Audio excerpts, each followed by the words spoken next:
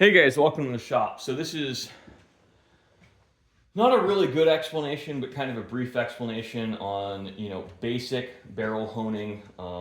Honing in this context, this is not as good as a true horizontal barrel hone or vertical hone dedicated for shotguns. As I am someone who does not have a spare $20,000 or $50,000, or I don't even know what a new one is these days, I wouldn't buy used ones because gunsmiths don't maintain machines very well in my experience. I'm kind of stuck with using a ball hone. Ball hones do have a lot of advantages. They're cheap. I can get a lot of grits for not a lot of money, and they work. And this is absolutely going to be better than it was. It's not going to be a brand new barrel. I am not going to go through the trouble of taking out all of the pitting. It's too deep. All I'm going to do is take it out until I am confident I won't have extraction issues. And then I'm going to test this with some high brass buckshot.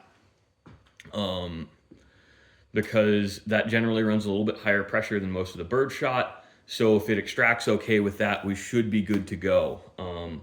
This is part of the reason I test fire guns and I've set my minimum labor charges where it is, because I can take it apart and I can look at the barrel, but what really looked like severe fouling initially once I cleaned it is pitting. This customer is willing to pay for up to about an hour and 20 minutes of my time. We kind of picked a number on it, and we're at 50 minutes now, so I don't have a lot of time until I run over our agreed upon budget to resolve these issues. But I'm going to do my best to at least make this a functional firearm. I am going to tell him it's going to be really important to keep this gun clean. It's going to always have issues with sticky extraction, and generally speaking, he could just go buy any other Winchester Model 12 barrel and it'll headspace. But it is really important to understand with these guys. Excuse me, I just got to clean my lens. I don't know if it was that dirty or if it's my phone screen, but I don't know if you want to spend that kind of money. I think this is one of those mag dump into trash guns he bought for a song and a dance and probably has buyer's remorse. I generally speaking wouldn't recommend buying something if it's badly pitted on the outside for shotguns. Typically it's worse inside, especially. This gun's kind of old enough based on the serial number to have been around for corrosive primers. So if it looks crunchy on the outside, it's usually crunchy on the inside. That is unfortunately a very common thing to find on these guys, but this is the ball hone. This one's kind of at the tail end of its useful life. And I do this on a little bit of an angle because my arms are not long enough to do this with it standing vertically unless I have things down way too low, but I do want the oil to drain out the muzzle.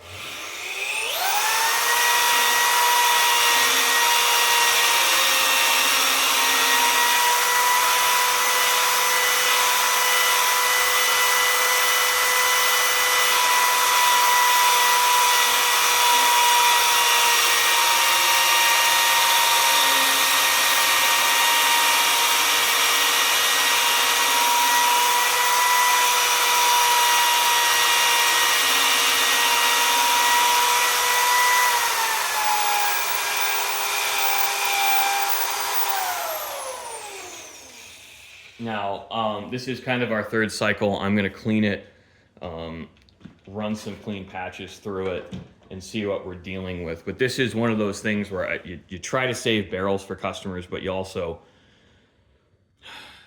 don't put hours and hours and hours into certain guns. I think one of the key takeaways from this video for people who aren't really familiar with this channel or the business side of gunsmithing is you can't put more work into something than people are willing to pay for.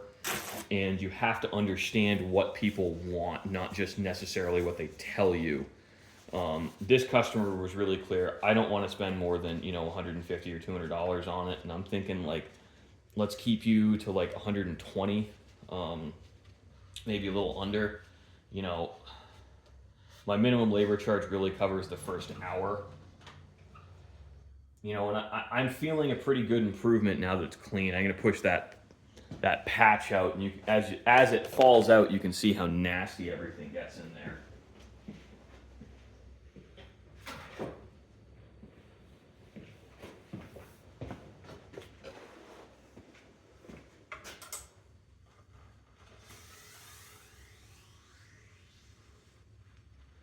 So yeah, that's from the honing oil, and the grit and the abrasive. These ball hones, you got to be careful with them. You can't run them too fast, and you can't really. You also can't just run them in and out when they're not spinning. You tend to pull the abrasive right off, and you can't run them dry. They all say use their special honing oil. Lard oil was used in honing machines for decades. It's what I use in the shop because it's kind of a good one size fits all lubricant. Yeah, I think we're going to be all right. I can feel low spots. I can't feel high spots.